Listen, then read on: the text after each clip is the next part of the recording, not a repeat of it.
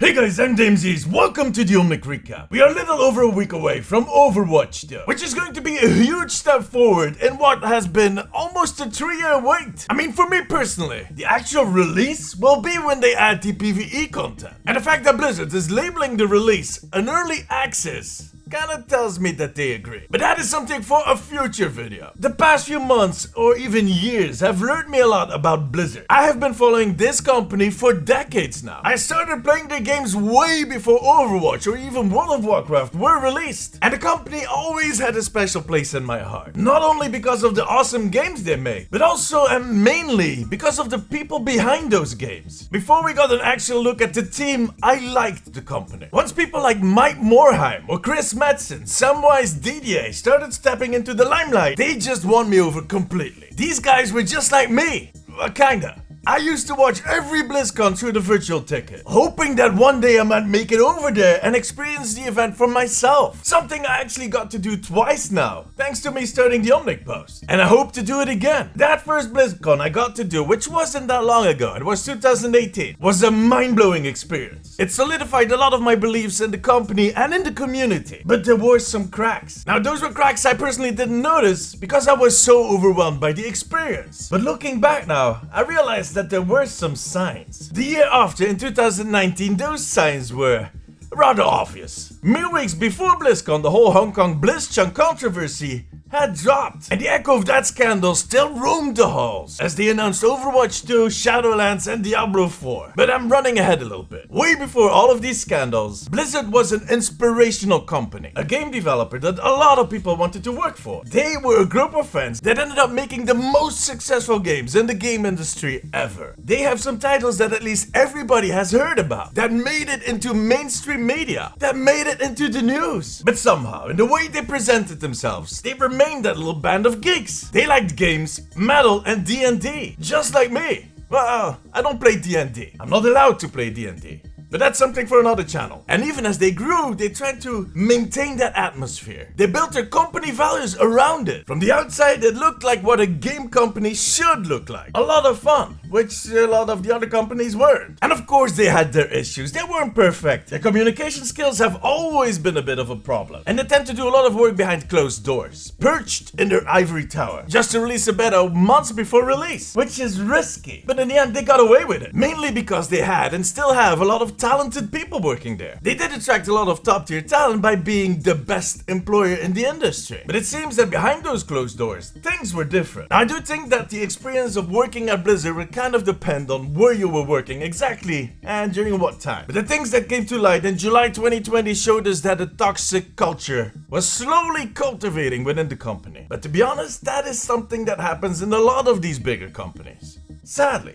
there's a lot of dickheads everywhere. The thing is, why wasn't this rooted out immediately? Two reasons in my humble opinion. Like I said, Blizzard started out as a small band of friends, working day and night, weekends in a small space that was slowly starting to smell like someone's armpit.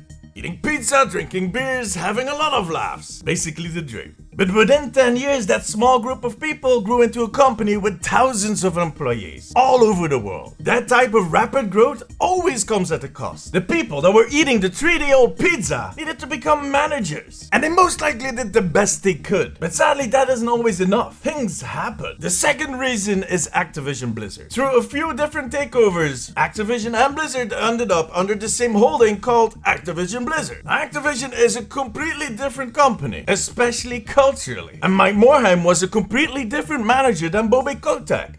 Luckily. Otherwise, Blizzard would not have been where they were at that point. The thing is, Activision had and still has the corporate and operational lead over Activision Blizzard. In other words, they kind of set the tone, even if they didn't interfere with the day-to-day or the creative process at Blizzard. Although I do think that that line was kind of blurry at times. But it got really bad when Activision lost one of their big studios, Bungie. And there is no way for me to give a decent assessment on how Blizzard was run before Bungie divorced Activision. But after the fact, even outsiders started to notice the shift in focus. And all those signs were eventually confirmed when Mike Morhaime left the company. Why would he do that? Why would he leave the company that he founded? Maybe because Bobby was in his neck 24/7? We'll never know. Later on, Chris Metzen left. The rockstar. Such a talented asset. New people were put in all these positions, but each with a slightly less impactful title. Slowly losing control over Blizzard. And things started swinging out of control. In July 2020, the sexual harassment lawsuit was filed. At that point, the company that occasionally slipped because of bad communication, or because they didn't know any better, became the target of a state lawsuit. We saw that corporate machine being kicked in gear, hoping to cover or downplay everything, but the lid was blown. I was so disappointed. So many people were disappointed. But the thing is, we need to remember that such a company is made up out of thousands of people. And when you listen to those people, sure, you heard the gruesome stories. But there was also a lot of love for the product, for the company, for their co-workers. So it was clear that changes needed to happen. And they needed to learn. People were fired, new people were brought in, except for one person. One person stayed in his seat. And that was the one that apparently knew all about this toxic behavior. But in his opinion, that made for better games. Which is bullshit. It's talent that makes better games, not binge drinking and harassing women. We also heard the stories about Geoff Goodman, the game director for Overwatch, having to stand up to corporate to protect his own team. Can you imagine? This eventually resulted in him leaving the company, leaving his baby behind, because he had enough of the corporate pressure, or maybe he lost the battle.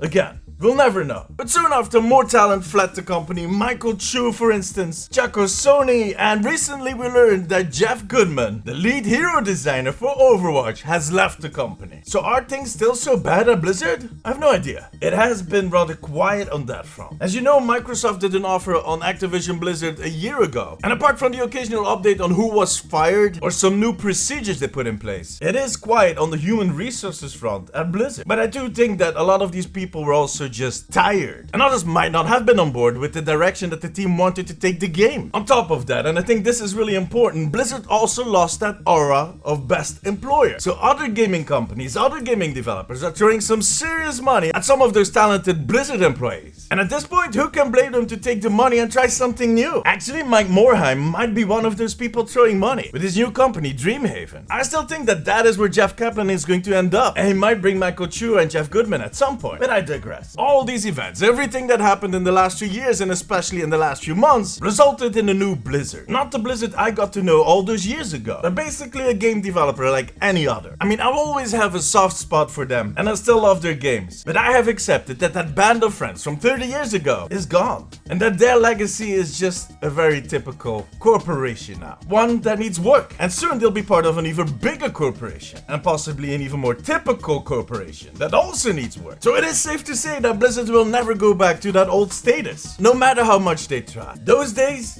they're gone. But they still have a ton of talented people. And if they manage to root out that toxic behavior, they'll draw in new talented people. Talent that will keep making great games like Overwatch 2 hopefully is going to be. So there always is a silver lining. And they are still a great developer. Now tell me, how long have you been playing Blizzard games? And where do you think that Geoff Kaplan and the others are going? Let me know in the comments. For now, however, that was it. Thank you very much for watching. See you during my streams on twitch.tv/DamesIsTV or in my next video. Till then, take care.